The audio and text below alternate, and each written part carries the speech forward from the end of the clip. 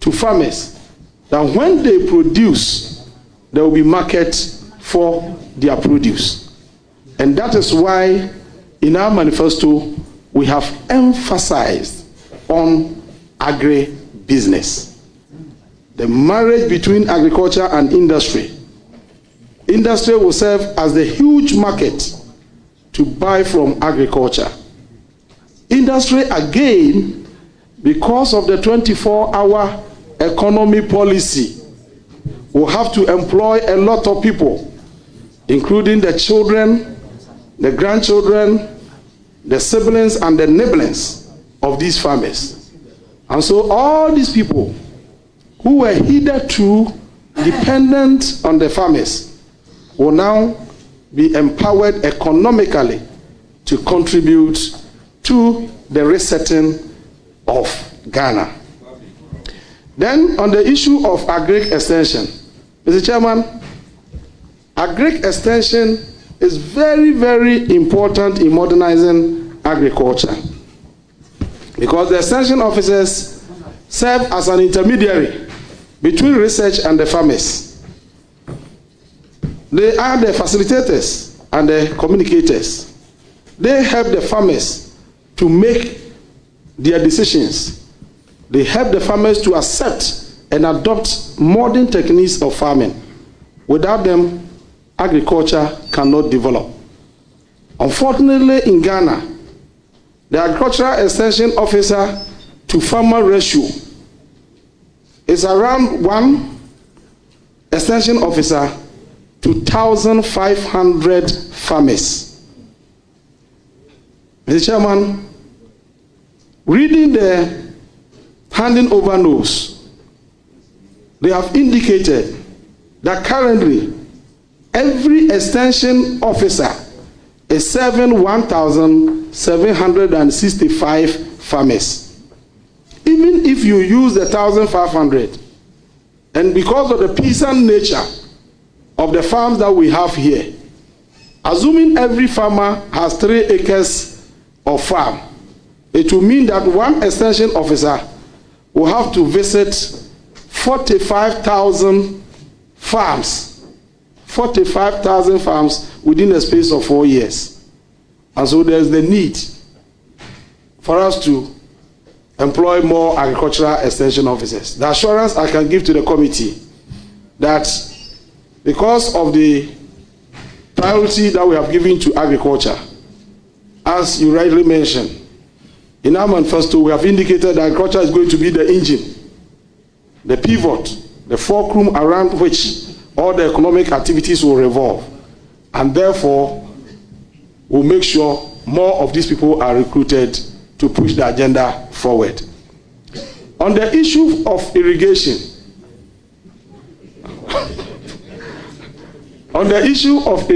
you are asking about the cost of putting all this infrastructure in place.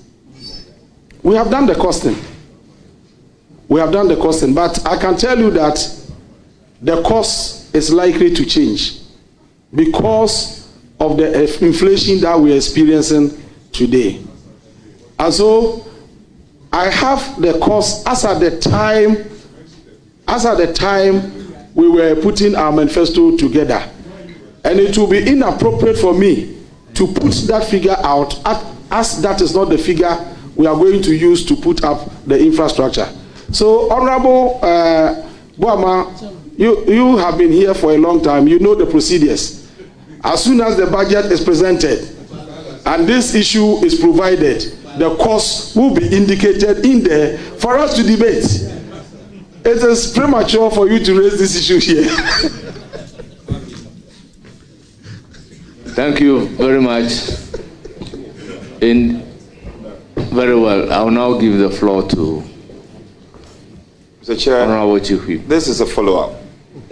This is just a follow-up to well, you can ask your follow-up question and thereafter follow up with your substantive question because it's your turn.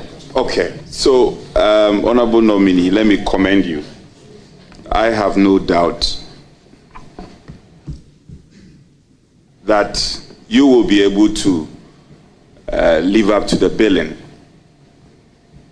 You have shown demonstrable confidence. So I have confidence in you, and I want to commend you highly. However, you made a comment on the farmer extension officer ratio. I know that it's been a challenge for a while, even before the NPP took over. I know when it comes to these things, you are more patriotic, and I want to see that sense of patriotism in you this evening. Now, it was difficult. We came in under Dr. Akoto, the same problem. Also a 3 years time. It improved a bit. It improved significantly. Okay? Then, compared to yours was so bad.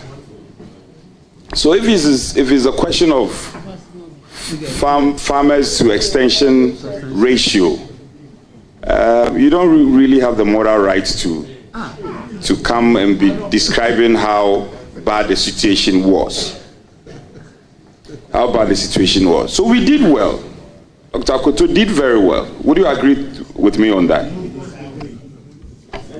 Mr. Chairman,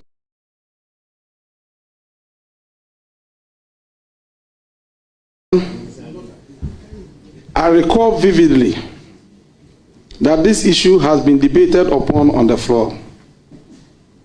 We were told by the Honorable Akoto on the floor of the House that the government was recruiting 1,200 extension officers. But the following year, when they brought the budget and I checked the staff ceilings, I realized that they had recruited only 217. And when we asked them, they said the Ministry of Local Government and Rural Development was responsible for the recruitment of the rest. I followed up to check on their staff ceilings, and they were completely missing.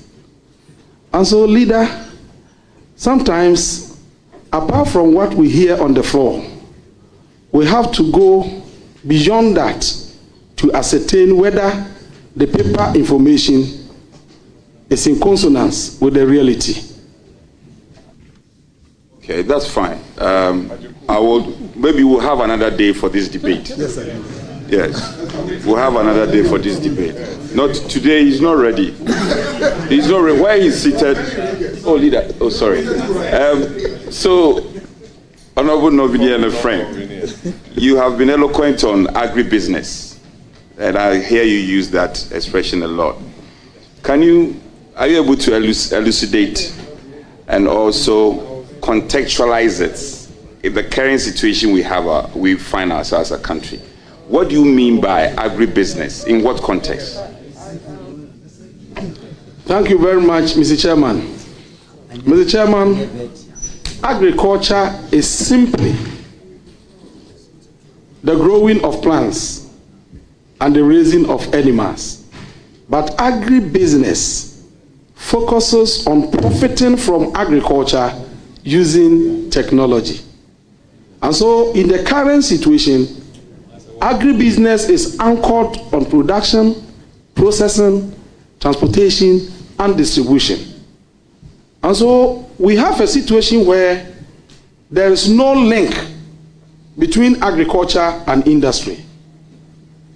We in the NDC believe that the only way to make agriculture attractive to the youth, the only way to make agriculture profitable, lucrative venture for people to invest in is to marry the two, so that when you produce, value is added to it, you increase your export, you reduce your import, you restore stability to the exchange rate, and then create conducive atmosphere, conducive and congenial business environment for businesses to thrive, throwing out millions of jobs to absorb the teeming youth of our nation.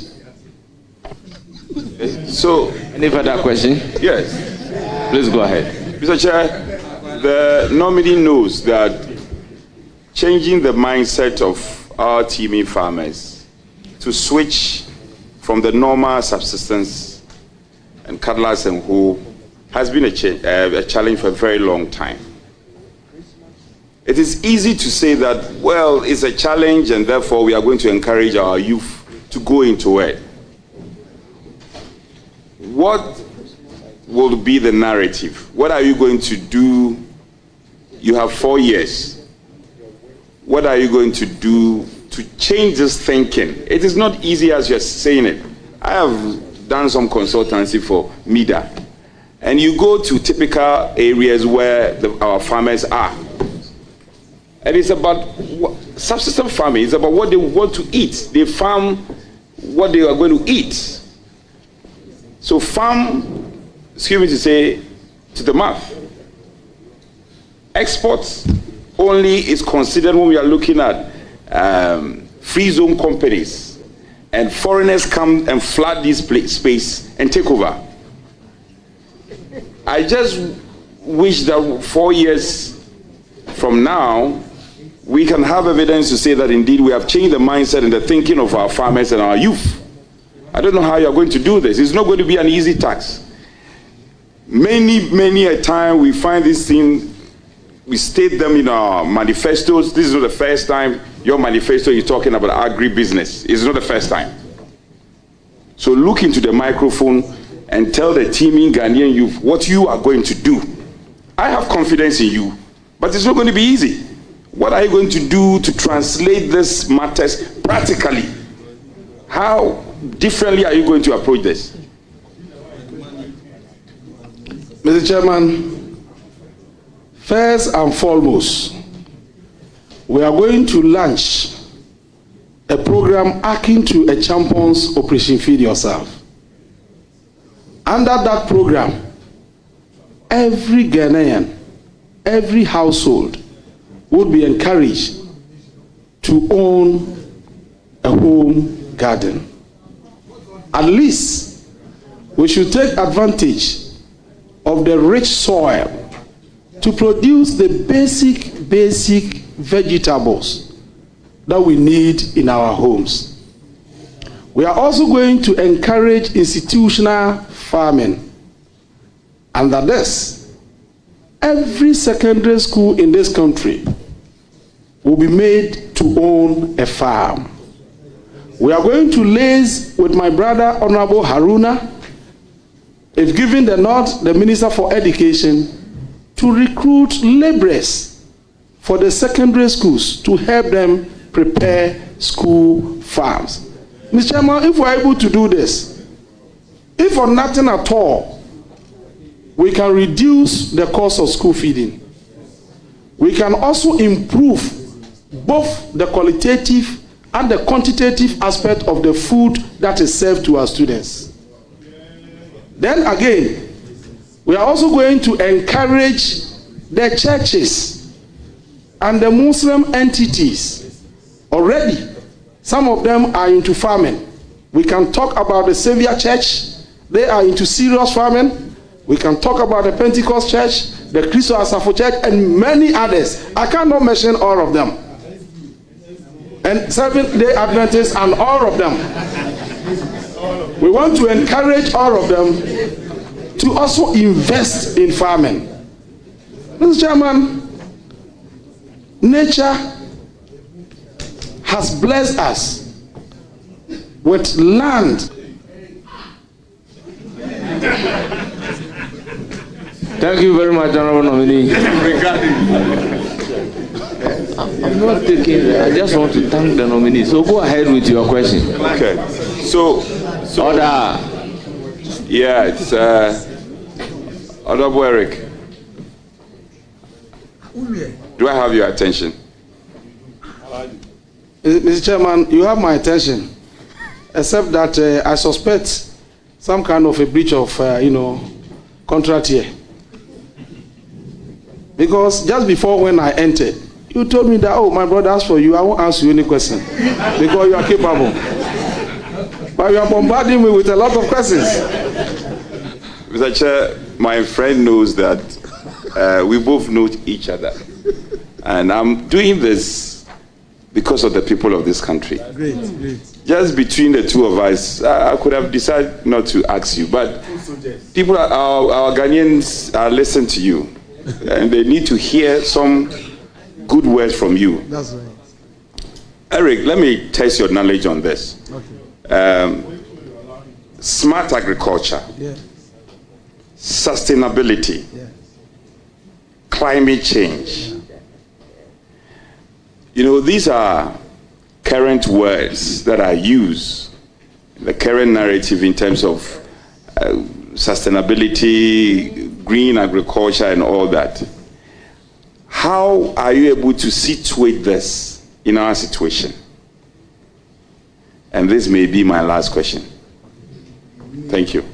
Mr. Chairman, all the issues or the terminologies you have raised or broached here point to one particular thing: how to sustain the environment, to make agriculture sustainable as well, how to implement policies that are environmentally friendly. But to properly respond to the question, I just, as part of my preparation towards this vetting, I read from an Indian agronomist and humanitarian, M.S. Swaminathan, who has been described by the United Nations as the father of economic ecology. And he said this: when agriculture goes wrong, nothing else will have the chance to go right. When your agricultural policies go wrong, food inflation will be rising. Food import bill will be rising. Unemployment rates will be rising because you are importing more and you are generating exchange rate vulnerabilities that will have the tendency to convulse the entire business environment, leading to business collapse and unemployment rising. And so the policies we have crafted in our manifesto are technically achievable, economically sustainable, and socially acceptable. Thank you. Thank you very much. Let me thank the nominee. I want to thank you for responding to my questions, and also to tell you that we are going to follow you with an eagle eye. All the beautiful things you've said, get prepared. Get prepared that we are not going to take them lightly at all. They are saying you should rather follow with a tiger eye. Honorable Deputy Minority Leader, do you have a comment?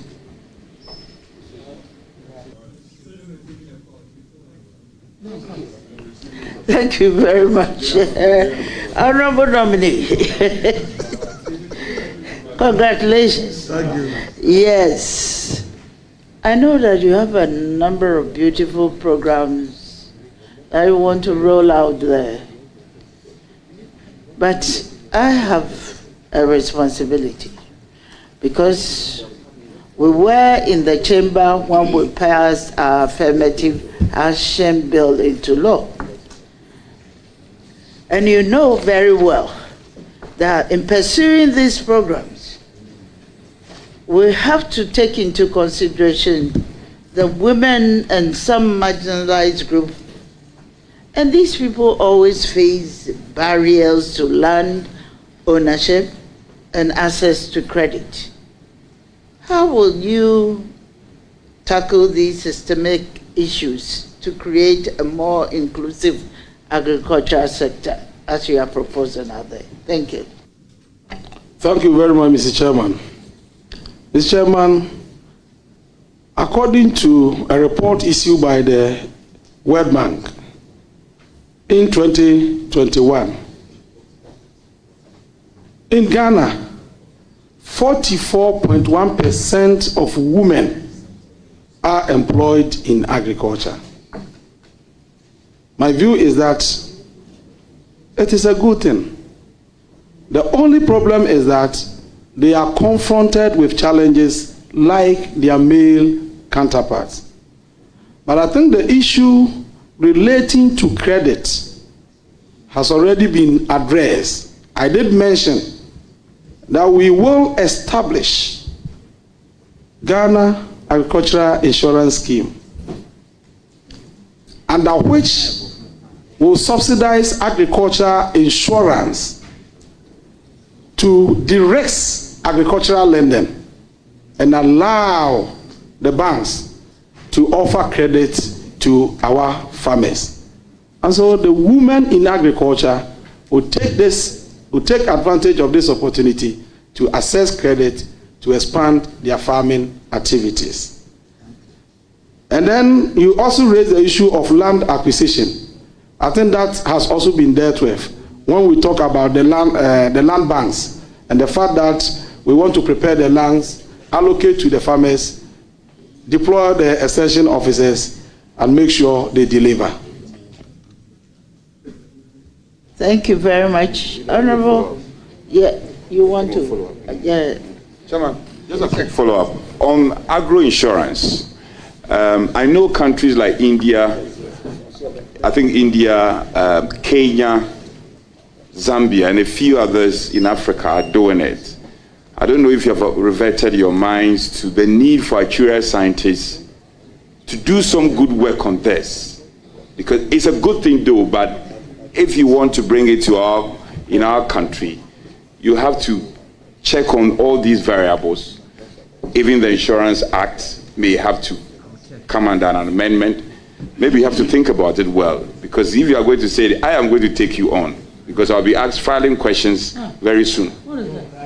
So get your actuarial scientists to be doing the calculations and be sure it's something you want to do. Yes. I don't know if you have done that.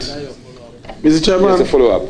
Mr. Chairman, it is a policy captured in our manifesto. And so all that we have to do to make it implementable has been done. Thank you. And I'll just add, Honorable Nominee, I realize that you've been concentrating so much on crops, and you have not spoken much on poultry and other aspects of it. And then I also want to know something about how you're dealing with the disabilities. I've mentioned vulnerable group, but disabilities must be a key area that you also have to do. Thank you.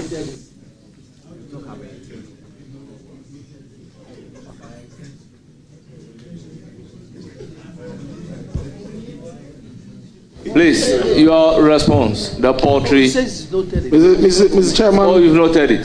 Mr. Chairman. Very well. So you noted it. Please. Mr. Chairman, poultry and on the poultry sector, I think it is important I speak to it, because the poultry farmers out there want to hear something from me. Reading the 2024 budget. You'll be nominated soon. Why are you acting this way? You are supposed to be nominated. Your good conduct. Why? You have not. Your nomination has delayed. You are not going to pray. If I were you, I won't be coming here. Then you are taking a fight with the minority leader. How would I pray for you? Can you leave here, go and pray? Your thing has delayed. All your colleagues have their names out. Yours has delayed. And you are still coming here, sharing power. I love to be here. And I belong here. Honorable Nominee, your response to the question. Yeah, but please, Chairman, the response first. Then you can come Chairman, in and ask. my first question was on the poultry industry and what we are going to do to revamp it, because it's so important. And so because of that, I wanted to just make sure you comprehensively, that's what. Are you a coach? Mr. Chairman, reading the 2024 budget, specifically paragraph 402, we are told that in 2022, Ghana's total consumption of poultry was estimated at 324,000 metric tons. Out of this, only 15,000 tons, constituting 4.6%, was produced in Ghana. And so the bulk of the poultry product that is consumed in Ghana is imported. This clearly indicates that the poultry sector is in comatose and needs resuscitation. For this reason, Honorable nominee, you are before the committee. You are neither debating on the floor nor on the campaign platform. You know, I've told you, and I spoke through Honorable Ahi. Mr. Chairman, to revamp the poultry sector, we have provided for a program in our manifesto called Poultry Farm to the Table Program. And at this program, we want to work with the Poultry Farmers Association, provide them with financial resources to enable them expand their businesses, increase production to cross the huge gap between demand and supply. Then another aspect that we have to work on is the poultry feed. We are going to focus, zero in on production of poultry feed to make it more affordable to bring down food prices in Ghana.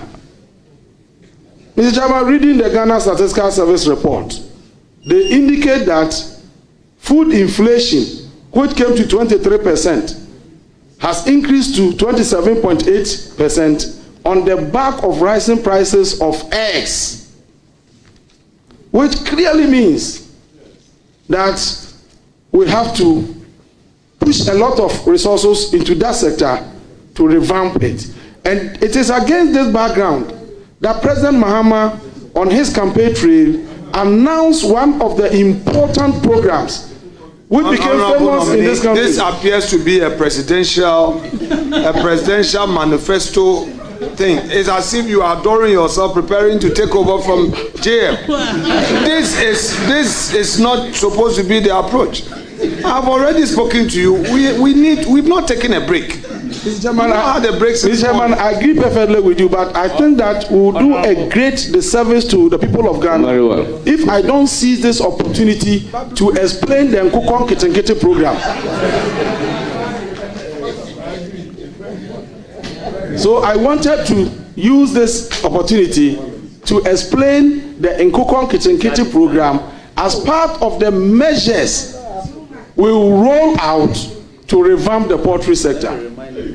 Mr. Chairman, let me indicate here that the Nkukon Kitenkete program is not a new program we are introducing in this country. It is an ongoing program. We will just improve upon it. When you read the 2020 budget presented to this House, specifically paragraph 273, the MPP indicated that they were going to distribute Nkukon Kitenkete, Nkonfam Kitenkete, Mponchen Kitenkete, Enyan Kitenkete. But what we are saying is that we are not only going to distribute that, we are going to add cages and also deploy more veterinary services to make the program more effective to enable us actualize our agenda. Honorable members, it is now the turn of Honorable Ama Boa. Chairman, thank you. Honorable Eric Opoku, congratulations. Point of correction. Let me recall that easily you were the best regional minister in the Bronga Hafo. You were sent to the Ashanti region, and Majesty Otufo didn't want you to leave. And so you really acquitted yourself very well. Okay, I won't say what I was going to say, but I'm very, very happy that you have moved and nominated to the cabinet of President John Mahama. You deserve it because as ranking member on agriculture, you've basically led us to victory. And there's no doubt in my mind that you are going to excel as the Minister for Agric. Now, it's been said that, and this is what our friends in the MPP has really drawn, that the average agri growth rate in the last 8 years is 5.7%, far higher than the 2.9% growth rate that the NDC bequeathed to the MPP government in 2017. What is your take on that? Mr. Chairman, thank you very much for this all-important question.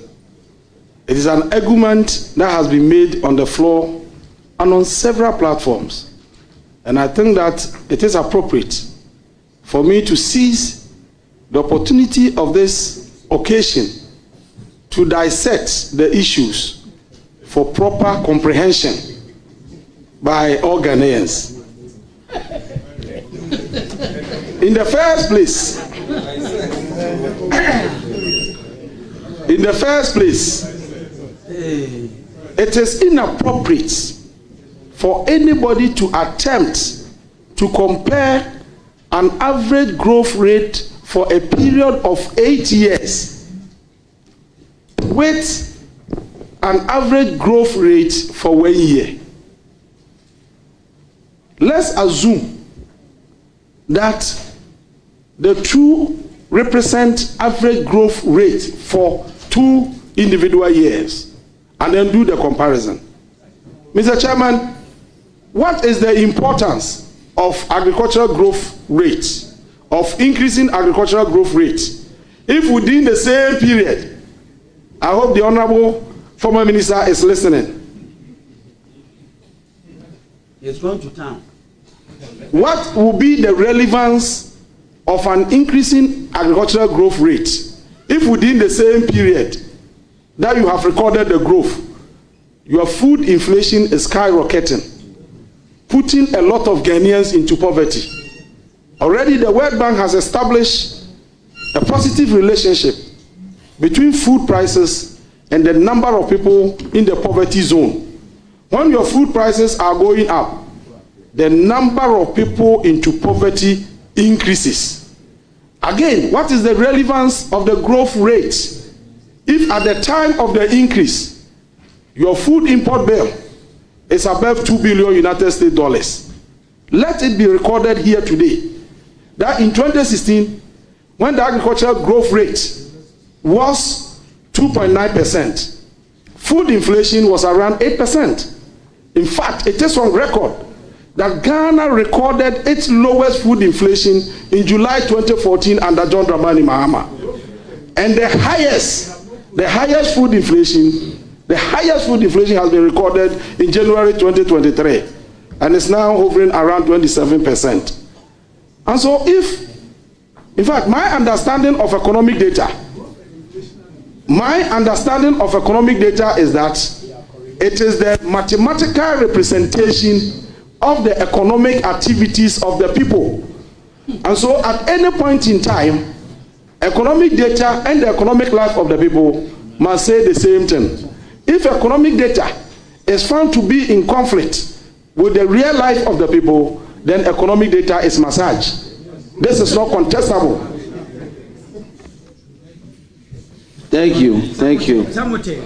And so that really takes me to my next point about food inflation.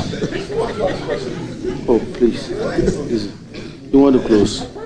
So, can you share with us your strategies to address rising food inflation despite planting for food and jobs, and while you are in the billions we have spent without any impact, and what you are going to do about food inflation? Because that's what they left us. Are you saying without any impact? Kofi. Honorable Patrick Boma, you don't have the floor. Thank you, Chair. You are out of order. To address food inflation in Ghana, you need a multifaceted approach. First, you have to work towards increasing production, food production. And that's the reason why we are introducing the Feed Ghana program. Second, you have to work towards the reduction of cost of production, reducing the cost of agricultural production. And that is why President Mahama wants to establish the farmer service centers. These farmer service centers, when established, we are going to deploy agricultural machinery, tractors, tillers, combine harvesters to these centers. And Mr. Chairman, this time round, we are not going to import only the big tractors. We have taken consideration of the fact that 90%, almost 90% of our farmer population are into peasant farming, and they do not have the capacity, regardless of the subsidy placed on the agricultural machinery, to procure. And so we are going to bring in more of mini tractors, mini tillers, mini combine harvesters, and deploy them to the centers. Fertilizer, subsidized fertilizer will be reintroduced. And this time around, we'll distribute them through the farmer service centers. Agricultural Thank you very much. I see that you have a clear plan as Agriculture Minister when nominated, when approved, to lead us into prosperity. So I congratulate you and may God guide you. Thank you very much. It's not the turn of the minority leader and the ranking member of the committee.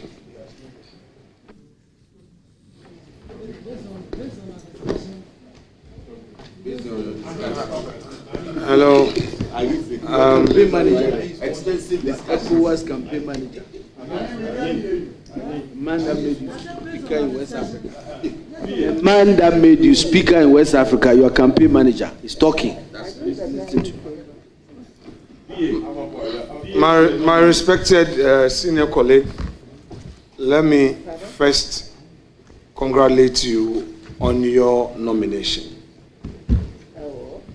I have always been watching your debates, and you know that for a fact, how you focus on research,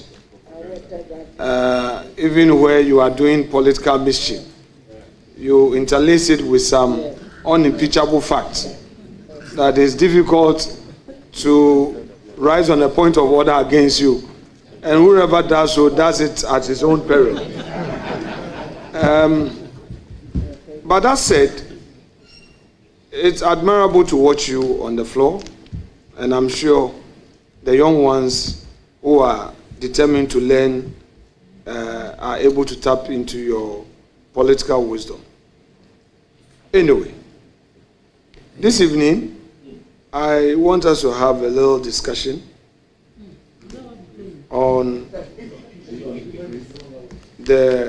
some of the issues you've raised. First, on the cocoa board. Is there any record from transition to the fact that cocoa board has defaulted on any of the loans it procured? Any of the loans, I mean. Yes, sir. Which loan? The $800 million which was taken last year. Okay, is there any outstanding still, or it has since paid? From their brief, they rolled over 374,000 tons of cocoa. And even this year, they still have outstanding 300,000 tons of cocoa to deliver. But the assurance was that that quantity was going to be delivered by the end of December. Yes. Honorable Eriko Poku, please, respectfully, kindly, let's have a good intercourse. Question. They took a loan which loan they sought parliamentary approval. I want to know from you, as at the period of transition, had that loan been paid, as in the bankers, the financiers? In fact, from their presentation, no. Did they indicate any outstanding left?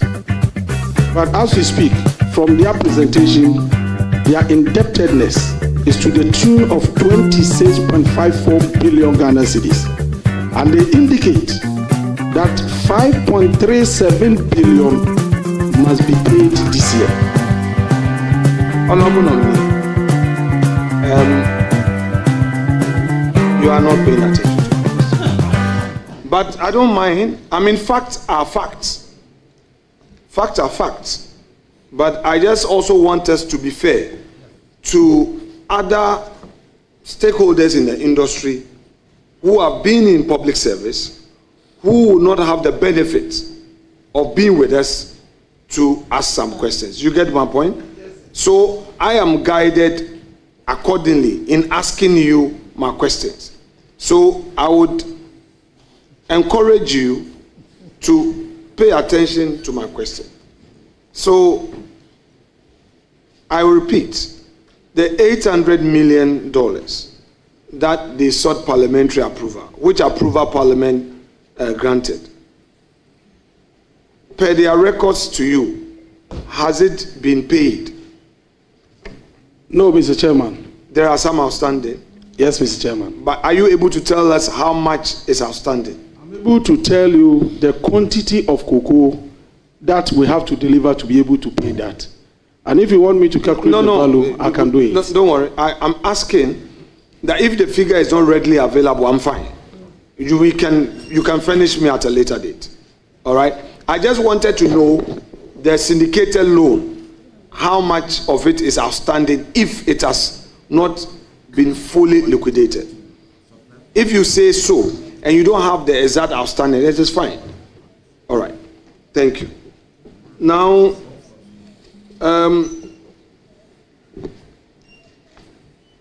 the expenditure, when I perused the report, I realized that of the 2.2 billion plus, you were saying some 2.6 in administrative expenditure.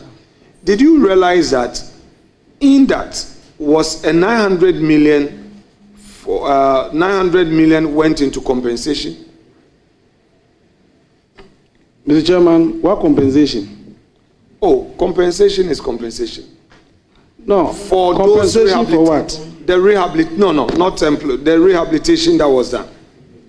The 2.6 billion. That is so. What about the 3.4? Pardon? What about the 3.4 billion? No, I am staying on that. That is a different thing that I may come to.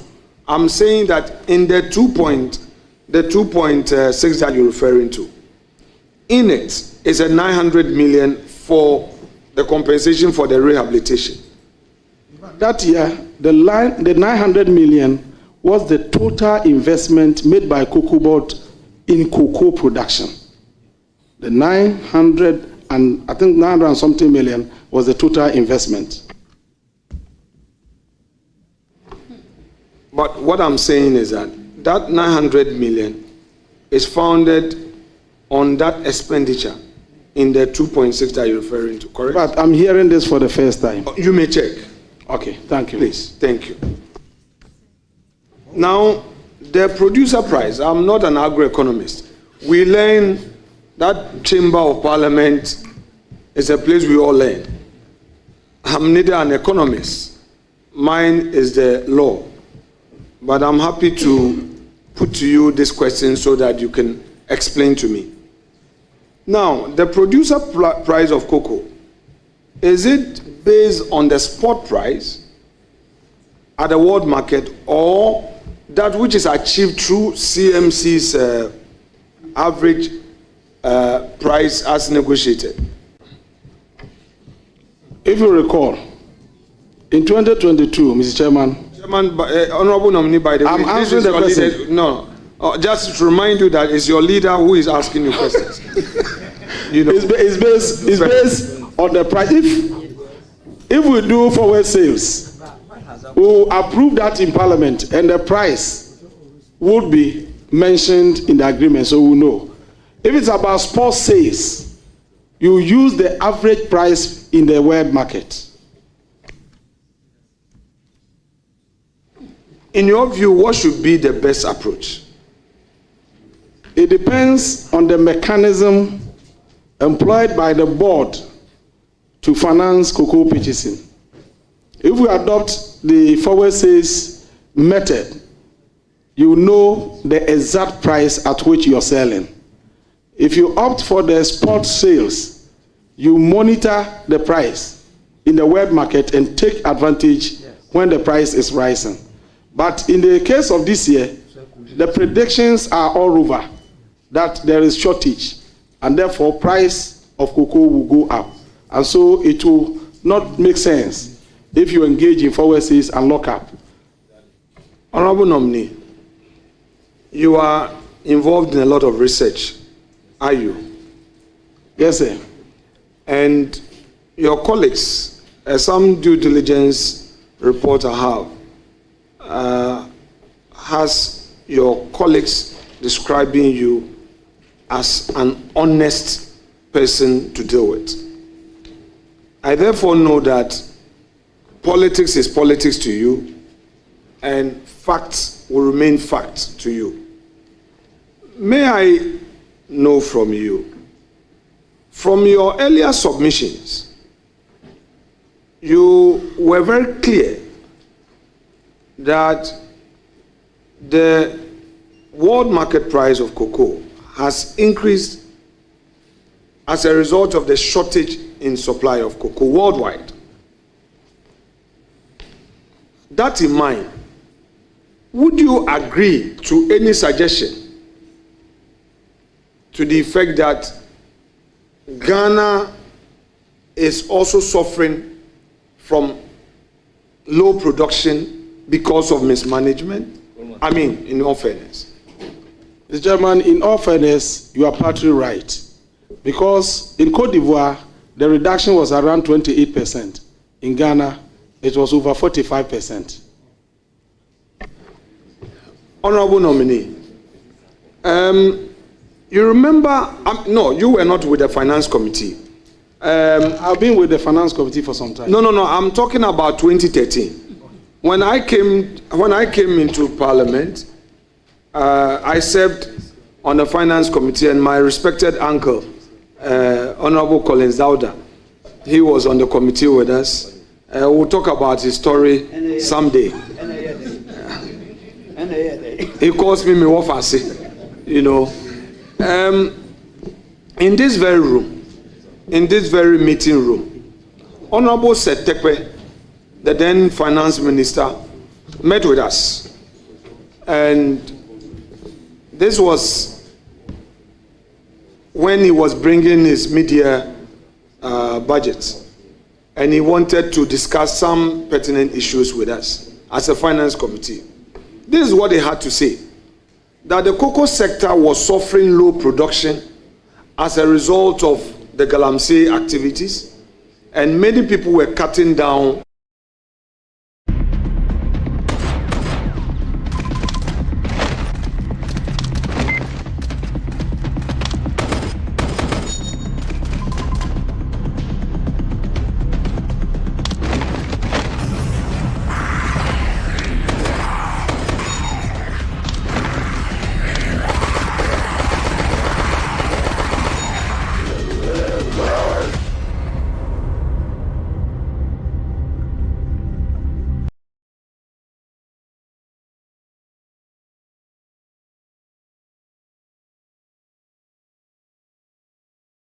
suggests a much more comprehensive approach on the part of the political class in addressing this Galamsey activities affecting cocoa sector, so that we are not seen as playing politics when the real story is there. Mr. Chairman, I think that when you look at the challenge of Galamsey and its impacts on cocoa production. Managers of the cocoa sector, knowing very well that these galamsey activities is impacting on cocoa production, ought to have been very moderate on their cocoa projections. But you come to the house with a projection of 850,000, means that you have put in place adequate measures to produce that quantity. And then you end up recording 500 and something, and then you say it is galamsey. At the time we were projecting, were you not aware that the menace could have some catastrophic consequences on production? Honorable Senior, you know, you've earned my respect with that phrase. And I want us to delve a bit into that. You see, this is a national platform, and I know that when it gets to the partisan political space, we throw in a lot of rhetorics. Sometimes we don't mean them, sometimes we mean them. I agree with you that it is good to be measured in our ambitions. I agree. But then also, don't you think that the narrative by us as a political class should be aimed at supporting the sector in a very much pragmatic way? So for instance, getting the opportunity on the floor, you can tell the chief executive, in view of the realities, this is your projection, revise it. Rather than hitting hard or doing the blame game, because we know the reality. Mr. Chairman, I agree with you perfectly. But when the Constitution places a responsibility on you, and you are unable to discharge that responsibility, certainly you have to be blamed. You agree with me, as a seasoned and respectable, venerable lawyer in the country, that under Article 257, all the mineral now resources. You are going into law too. No, I'm not going that to law. Our small space. I'm not going to law. No, that our small space that my senior and I are keeping to, you are getting there. Honorable Minority Leader, let him answer. I know. Let him answer the question. Please proceed to answer the question. I was saying that under Article 257 of the 1992 Constitution. Okay. He wants to be specific, so please, if you can be specific, do so. That provision in the Constitution places the responsibility on the President of the Republic of Ghana to protect and preserve mineral resources wherever they are found within the boundaries of our country for the future generation. And so if we are blaming a particular government, probably it may be because of this particular provision. I mean, that's fair. That's fair. I mean, when you're on a national platform, the language obviously is different, but it's okay. Honorable nominee, now let me, tease your mind on this matter. You know, the EU issued some directives, let me put it for want of a better word, and they were trying to suggest to us that we should adopt a much more environmentally friendly approach in cultivating our cocoa, right from seedling production. You know, currently, cocoa board, and not only cocoa board, almost all our seed production activities rely on topsoil. Going into the sector, can you assure the nation that you will take steps to encourage the use of cocoa pits, soilless media, as an alternative for the topsoil?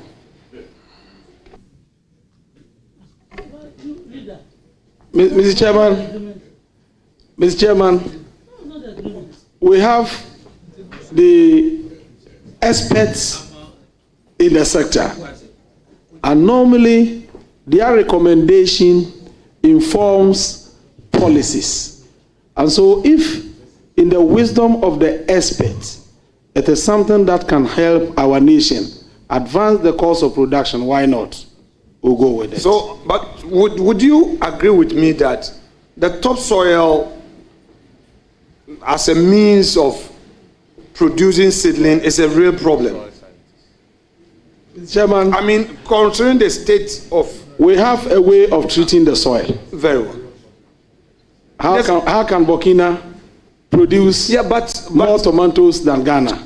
They know how to manage the soil. And so once we have the experts there, let's give them the resources. Chairman, I'm not talking about actual nursery and final stage of having the seedling in there. Because where the seedling production is poor, you will produce weak seedlings with low nutrients. They won't survive. Yeah. You are aware from the report you have from Cocoa Board that their survival rate is 40%.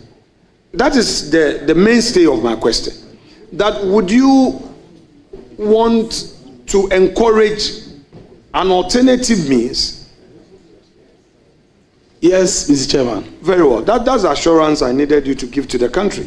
Because that alternative means will create more jobs. Because this coconut husk, if we encourage the private sector to get into it and then produce the cocoa pit, it's going to help a lot of the seed production, not only cocoa board, maize, rice, etc., all those things, and then it's going to help us. So that's the point I wanted to underscore. Very well, but let the records reflect. Mr. Chairman, it's a good point. That's an honest answer. Now, honorable nominee, this swollen shoot virus thing, that's, we are just dealing with the surface. I'm not an agronomist. Don't take me into the deeper ocean. I'm not taking you there. I just want to understand general policy issues and how your government is going to see to it. Now, the cocoa swollen shoot virus is one of the major causes of decline in cocoa production, apart from the galamsey thing. Today, records have it that over 600 hectares out of 1.95 million hectares of cocoa area under cultivation is affected with the disease. Between 2014 and 2016, when the NDC was in government, the control of this important disease was a challenge. Farmers also suffered, and it continued through 2017 all the way to date, no doubt. What will be the policy, a sustainable policy by your government to control this? Mr. Chairman, as for swollen shoot cocoa disease, the best approach is to cut the affected tree and replant. But my point has to do with the fact that this House approved a loan facility of $600 million United States dollars for rehabilitation of the moribund and diseased cocoa farms in 2019. Almost 5 years now. The impact of that investment ought to have been felt in production. But we are not seeing that. And it is an area that must be a concern to all of us, because we collateralize the cocoa trees. And every year, we have to release 32,802 metric tons of cocoa to service that loan. Yes, I agree. I mean, in terms of, in terms of the impact. Honorable member, are you on the point of order against your leader? So please, I'll give the floor to your leader. Please, leader, you have the floor.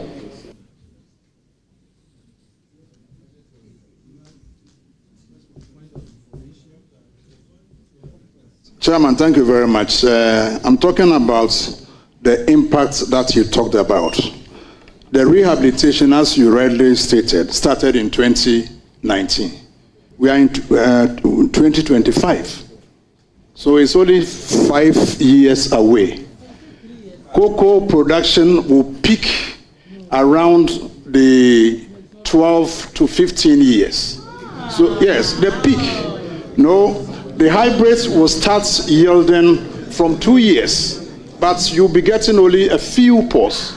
So if you want to see the impact, you're talking about 10 years onwards.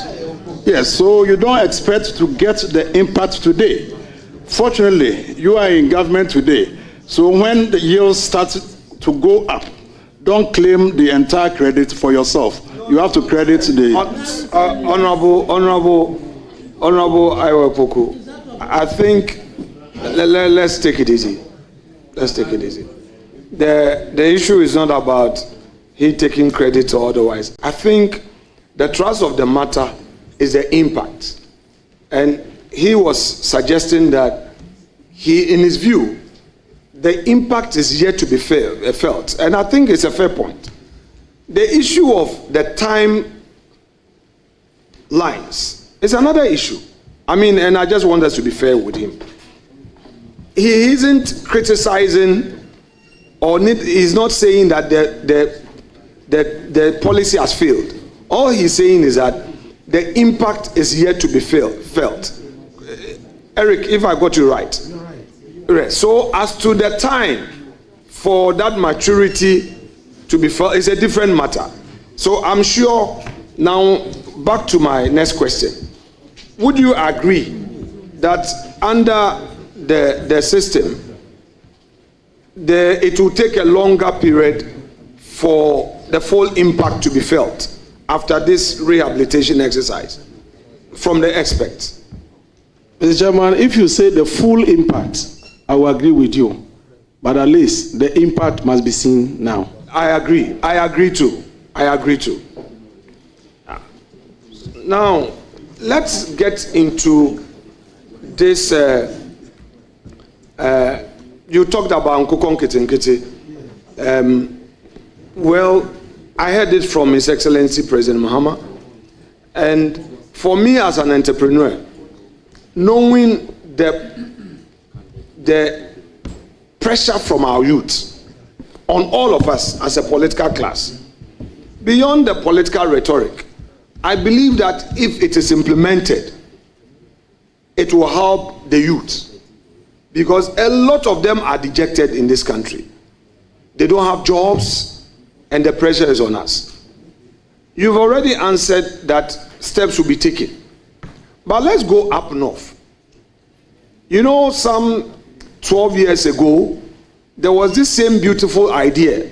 That time, it was not in Nkukong Kitinkiti, it was a confirmed Kitinkiti. Where the guinea fowl rearing thing was introduced. It was not too successful. What assurance can you give to our young men and women in the north who have heard of this in Nkukong Kitinkiti down south? Okay? What assurances can you give them that there will be a reintroduction of the guinea fowl rearing policy, the unconfirmed Kitinkiti policy, to also help them and their livelihoods? Mr. Chairman, I think that the guinea fowl and Kitinkiti program has already taken off. The MPP implemented this in 2020, and I've referred this committee to a document that is available to the House, the 2020 budget, paragraph 273. In that paragraph, we were told that government was going to distribute a certain quantity of Nkukong Kitinkiti to farmers. In fact, as a ranking member, I followed up. And surprisingly, that quantity, even though procured, what was distributed was far less than half of that quantity. And so the Nkukong Kitinkiti issue, the confirmed Kitinkiti issue you are raising, is already being implemented by your party, Mr. Chairman. And so it is not something new that we have to introduce. We only have to improve upon what you are doing. So, Honorable Nominee, Honorable nominee, I just want your assurance to the nation that there would be a program to create jobs. So if your suggestion is that you are going to improve upon it, that confirm Nkete thing, kindly reassure the nation on that. Mr. Chairman, that's exactly so. Honorable nominee, I mean, as we hear, I'm sure everybody is watching us. I've had the benefit of receiving a text message from no less a person than Mr. Emmanuel Ray Ankra, the current Deputy Chief Executive, Finance and Administration. He says, and he wants to be quoted for the purpose of public records, that the syndicated loan, as at the time of transition, had been fully paid.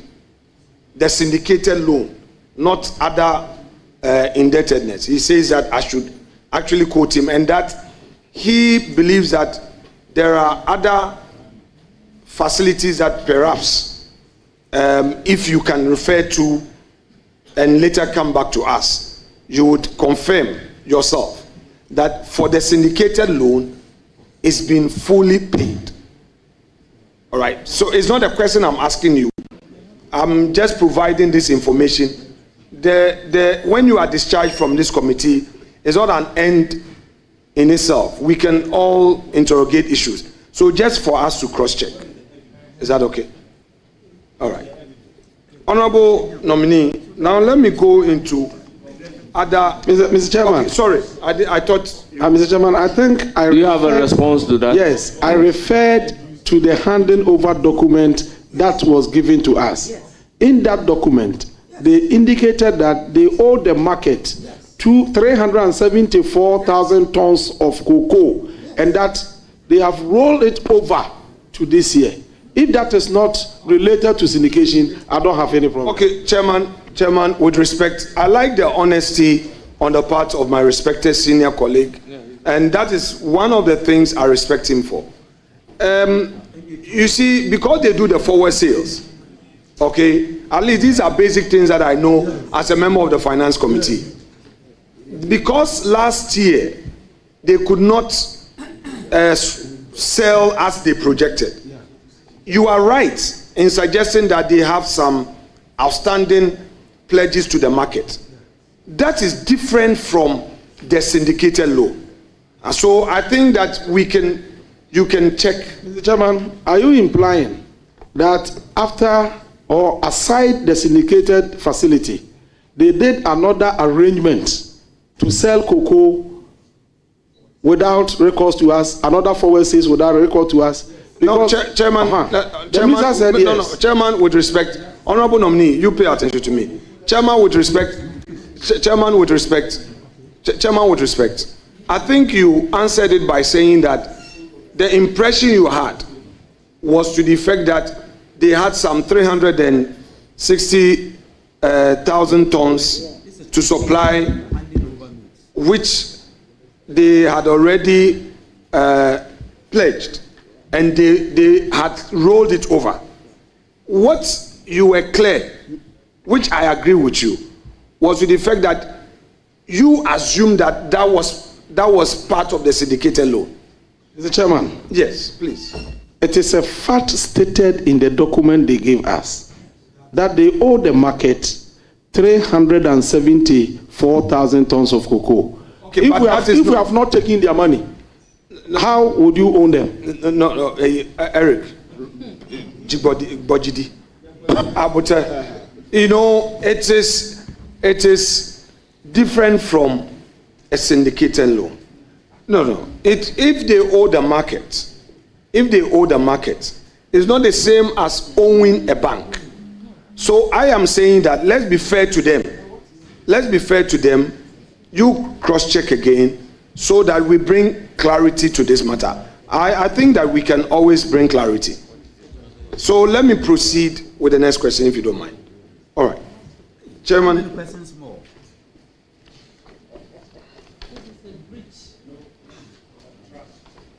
Tree Crop Development Authority. Tell me your plans in supporting them to sustain their drive in getting other cash crops to boost our economy. Mr. Chairman, I think earlier on, in my response to the issue about Tree Crop Development Authority, I indicated that under the Constitution, we are enjoined to continue all projects and programs implemented by the previous government. And so what we are going to do is to look at the whole structure, make exceptions and incisions, tailor it to fit into our agenda, and then execute.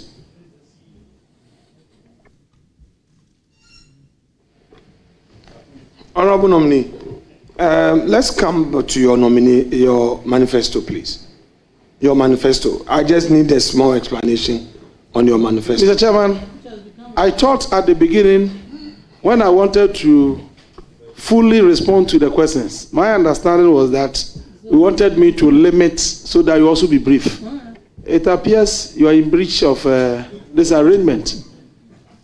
Honorable Chairman, my respected colleague knows that by my nature, I don't breach our gentleman's agreement. He and I know. But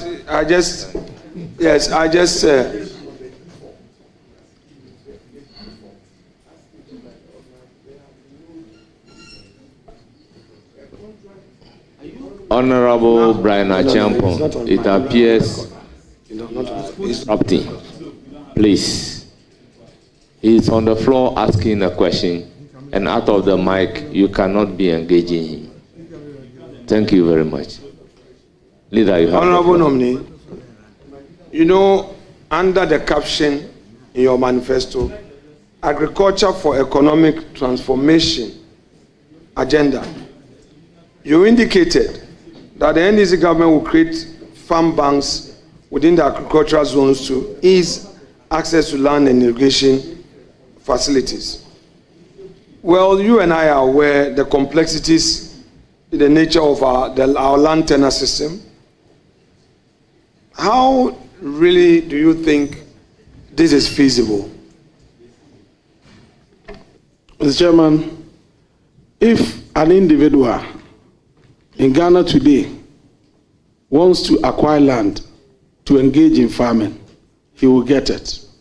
Why is it that if government wants to get land to farm, he cannot get it? What we are saying is that, yes, people go through a lot of difficulties in getting land for farming. And so as government, we want to take the lead, secure the land, prepare the land, and then give it out for people to farm and increase production. Honorable nominee, there is this problem we all go through. Social intervention. Incentives we give to farmers. My son asked me this question. Now, why is it that we give so much incentives to our farmers, yet we get too little? How do you plan to ensure that incentives that we give to farmers are properly utilized for the benefit of our economy? Mr. Chairman, thank you very much. I think what we have to do is to make sure that every incentive that is meant for farmers indeed get to the farmers. We have a lot of experiences to share as a committee. When we invited the ministry to come and brief us on why, in spite of the investment we have made in the planting for food and jobs phase 1, we were not seeing the results. We know that in agriculture, returns on investment is very, very high. You put into the soil a grain of maize and you harvest thousands of them. So returns on investment is very, very high. And so if you invest almost 3 billion Ghana cedis in agriculture, the impact should be monumental. But we're not seeing that. But when we engage the ministry, we realize that donkeys were conveying fertilizer meant for planting for food and jobs to neighboring Burkina Faso. And these are some of the things. You sit in office and you assume that you have deployed the fertilizer. And so this can go and increase production, but it is diverted. So eventually, you are not getting the anticipated results. What must be done is to put in place mechanisms to ensure that every person that is committed into investment in agriculture indeed gets into agriculture. And the results will be monumental. Chairman, my respected senior has just said something that reminds me of the popular saying that easily said and done. You know, you are going into the ministry with a lot of optimism, high hopes, ambitions. You are going to work with a bureaucracy. You conceded that it is the bureaucracy which is the enemy, correct? The enemy is the bureaucracy. Mr. Chairman, this language is indeterminate. It's cryptic and indeterminate. If you can elucidate on it, I'll be grateful. Very well. So, I refer to the individuals in the value chain. The policy implementation stakeholders, those who are supposed to implement, like you beautifully demonstrated, that fertilizer or some input meant for Ghanaian farmers, you have some camels or whatever cutting them out of the country.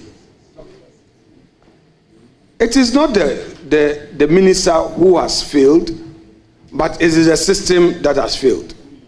How do you intend to revamp the system in such a way that all these wastes will be dealt with?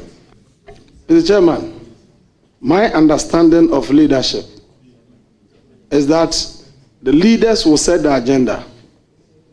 Leaders will craft the relevant strategies for the actualization of the agenda.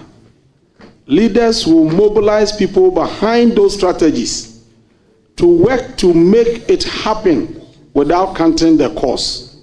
And so if leadership is unable to rally people behind the strategies, it's a failure on the part of leadership.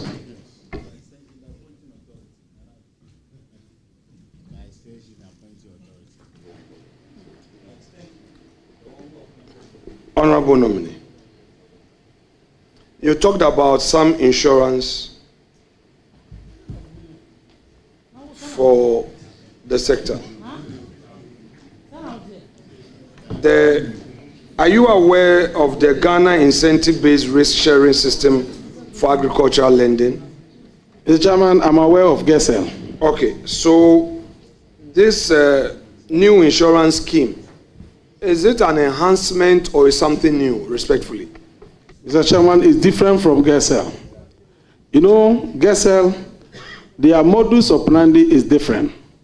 What they do is that they provide guarantee at a cost.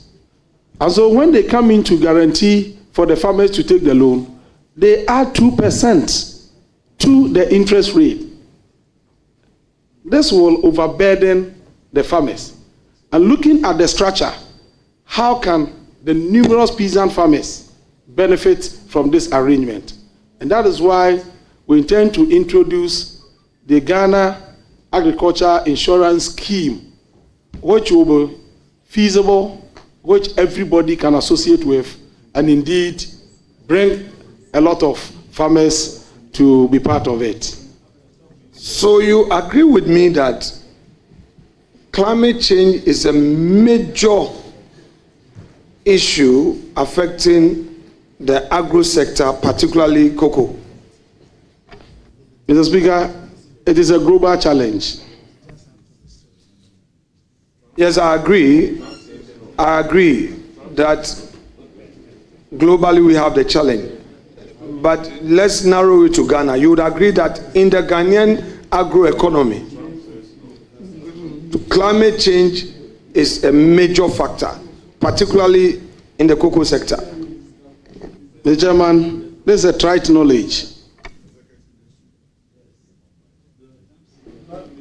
Have you some alternative plans to deal with extreme weather conditions to enhance agriculture? Mr. Chairman, I think irrigation is the way to go. And then apart from that, we have also captured the development of the greenhouse model. You recall that in 2019, we invested $19.7 million. That was a facility secured for the construction of 3 big greenhouses in this country. The Dowenya one, the Bojuase one, and the Akomadan one. You know that all the vegetables that we see in our shopping malls are imported. But under the controlled environment with irrigation facilities, through the greenhouse facilities, we should be able to produce enough vegetables to take care of some of these situations. But I'm told that in spite of the huge investment that we made in these facilities, as we speak, they are not fully operational. And we have to do everything possible to operationalize them. Senior, consumption of maize is very high in this country. It's a major staple for us. And we are not producing enough maize. Animals also rely on maize to feed. There's generally some deficit, a huge deficit. How do you intend to deal with the deficit, if any, provided you disagree with me?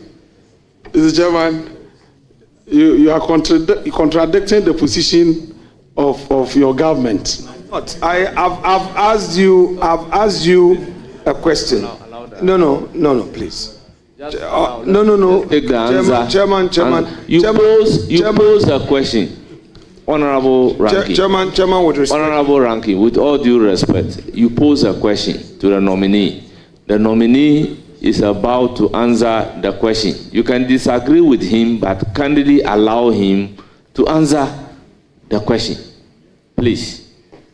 Mr. Chairman, my answer is that the Honorable Ranking Member and minority, by that statement, is contradicting the position of his party and government. Because they claim that under the Planting for Food and Jobs, they have produced maize in excess of our demand.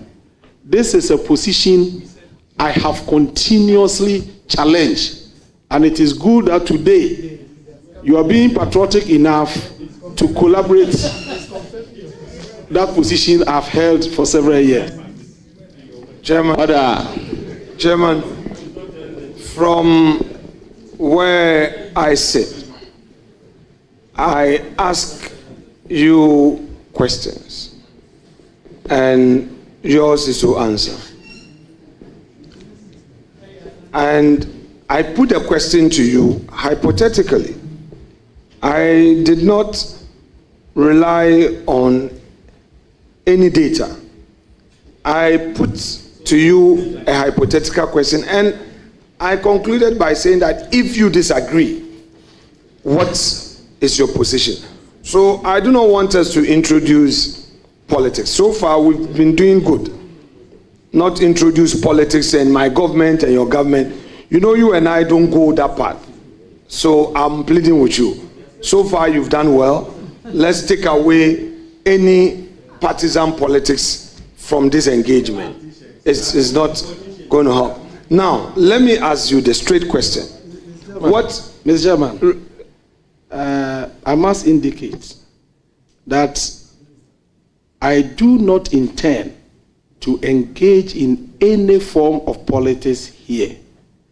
But if the fact is that a government has assumed a position, it will be extremely difficult for me to go around and say that it wasn't said by government and therefore it was said by an entity.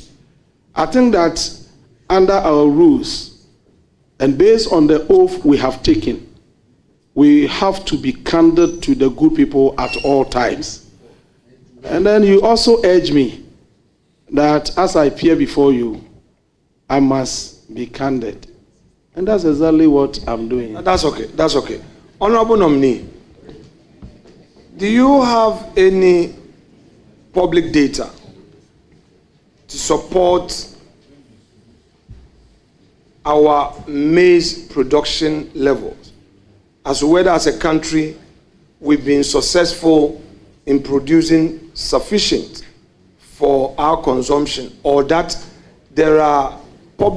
we have some public data to suggest that we really are in deficit? Mr. Chairman, I recall vividly that in 2011, Ghana produced maize in excess of our demand in 2011.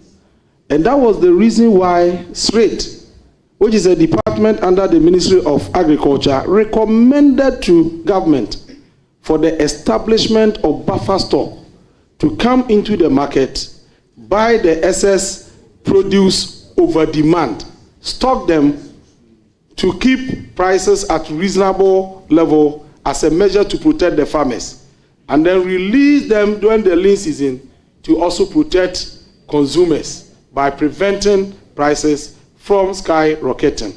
This is evidence. It is in our records that 2011 we produced maize in excess of our demand. In recent times, we are told that we have produced maize in excess of our demand. Mr. Speaker, Mr. Chairman, this is what is captured on records. But the reality is that within the same period, we saw poultry farmers in Ghana running everywhere looking for maize, and they were not getting it. And so I was surprised that at the time that we claimed to have produced the maize in abundance, our poultry farmers were crying for maize and they were not getting it. And prices of maize have been going up, which is affecting the cost of poultry products. And so the paper reporting indicates sufficiency and even above demand level, but the reality suggests the contrary. Now let's go to Commander Sugar Factory. Your government took a facility from India to revive it, and you intend to revive it and or to create jobs. Now, I'm interested in the farmers who produce the sugarcane. How do you plan to create a sustainable outgrower system for this factory to be fed with sugarcane for production? Mr. Chairman, sometimes when I hear some of these questions put to some of us, I cringe. I cringe in the sense that the facility has been in place for almost 8 years now. If it is only about the production of sugar cane to make the factory work, why is it that within the 8 years we have not been able to do this? Meanwhile, we have invested loans that must be paid back by the Ghanaian taxpayer. And so, Mr. Chairman, Yes, you have asked a question, but I wanted to lay a solid foundation, mount the superstructure before I roof it.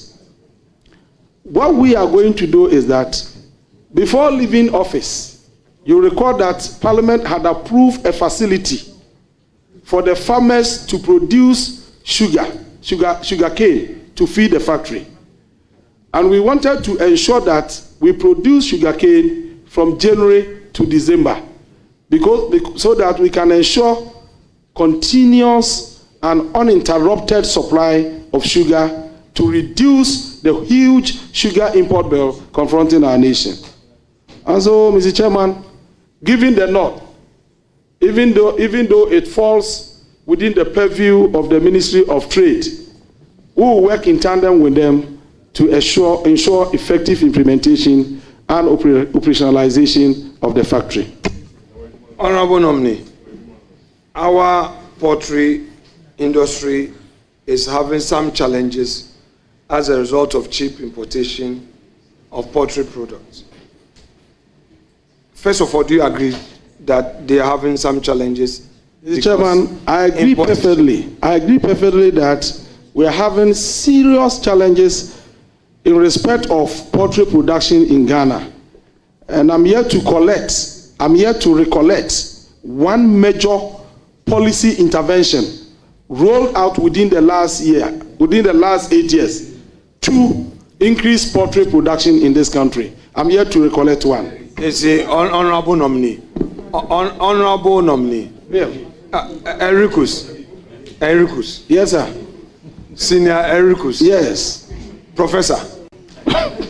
You know, your last 3 answers, then last 8 years, we have lost power. We are no more in office. I'm talking about going forward. So let's not talk about yesterday. Whatever it is. Mr. Chairman, let me finish. Initially, you diplomatically confined me. Yes, but so why are you getting out of that diplomatic sector? That you are going beyond. No, I'm not. So I also have to come out. Don't go there. Don't go. Stay within the confines. Anyway.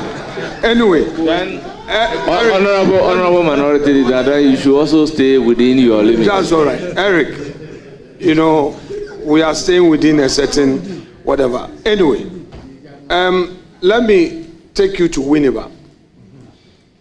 The Winnisek and Takrufum vegetable farmers. These are farmers who are into vegetables, onion, cabbage, lettuce, cucumber, etc. They want me to ask you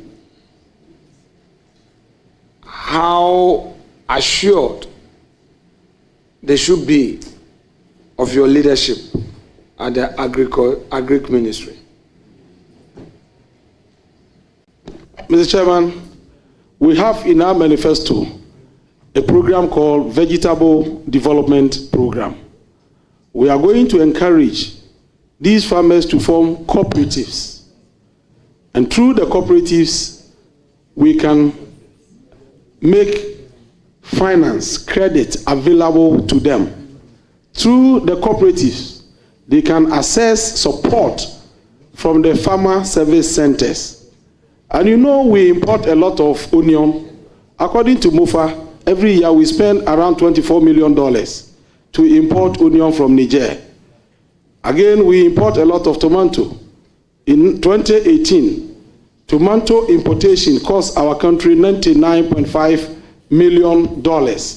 In 2022, tomato importation was around $400 million.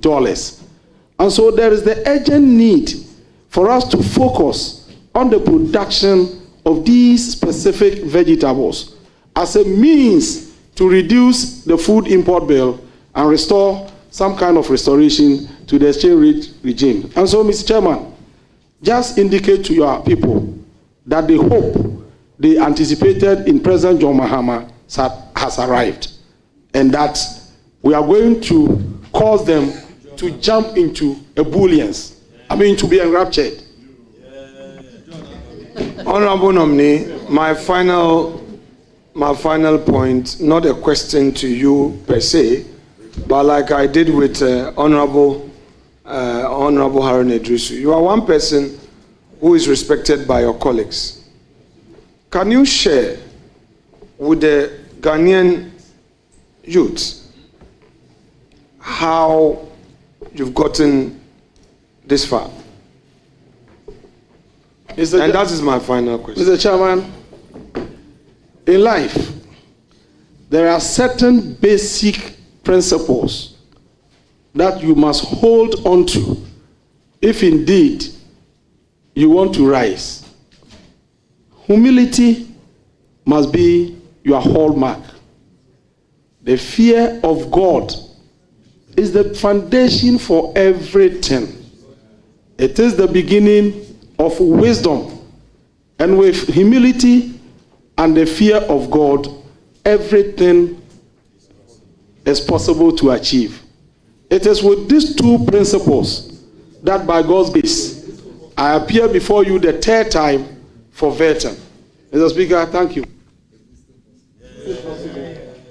Thank you very much. Honourable members, as usual, I recognize the presence of Nana Minta Sankore Benkumhini, Nana Ochere Siabo, Esu Fufu Chief, Honorable Dr. Peter Buama Tokuno, NDC Director, Interparties, Honorable Isa Ben Ahmed, NDC Esonafo South Constituency Chairman, Honorable Seydou Adam, NDC Esonafo South Constituency Organizer, Honorable Charity Gardner Ahafo, Regional Minister Designate, Nana Kobna Ajiman, Opambo, Yenchirehini, Nana Tachiwa, Doma Benkumhima, and Honorable APA Fuseni, One proverb. former member of Sanerugu, Honorable ABA Katuma Biaola. One proverb before you go. One proverb. Thank you very much. I use the opportunity to thank the nominee for attending upon the committee and providing answers to numerous questions posed to him. I use the opportunity to congratulate you and assure you that surely you will hear from the committee. You are therefore discharged. Thank you, Mr. Chairman. Thank you very much.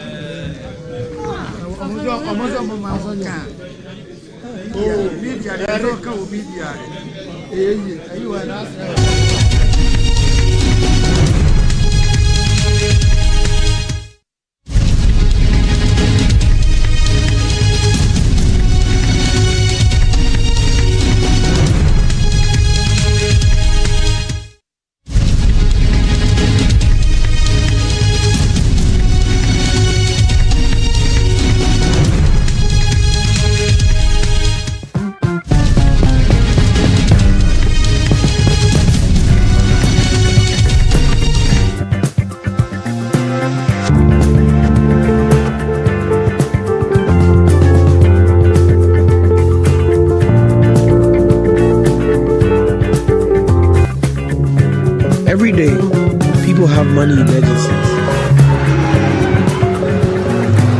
Ma, I need my school fees emergency. Shop money emergency. Emergency. Catch it. I'm in rent emergency. Now, there's a new emergency number in town. More money, and enjoyment. At the top life we got. Dial star 770 hash for all your money emergencies and top life. Dial star 770 hash for money emergencies and get easy and quick access to your money, loans, and other banking needs. EcoBank, the Pan-African Bank.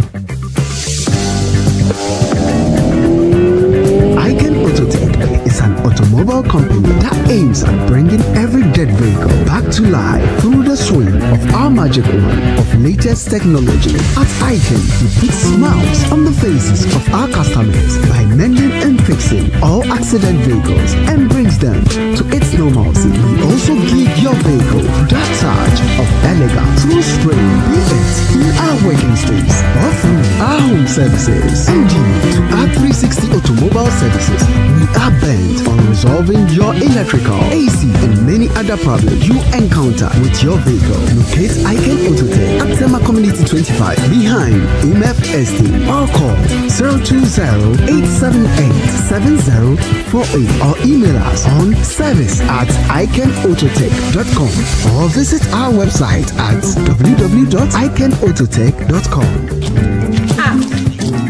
If you're running a year, now can't come on with the discuss a mokoto. Can't come on a early camera. Oh no, see it. So wait, ne papa. Now papa no put it in the game. Pacho eminence way. Therefore, what number one problem you? If you never so what tank the won't see a one. So syntax tank, Mr. SINTEX. Syntax tank. And you come. And leaky. It's me with the beer. Syntax tank. Call it beer open. Size the beer open. Yeah, more. Syntax tank. The whole Ghana. You must 7 years warranty. Syntax tank. And you're strong. And you're tough.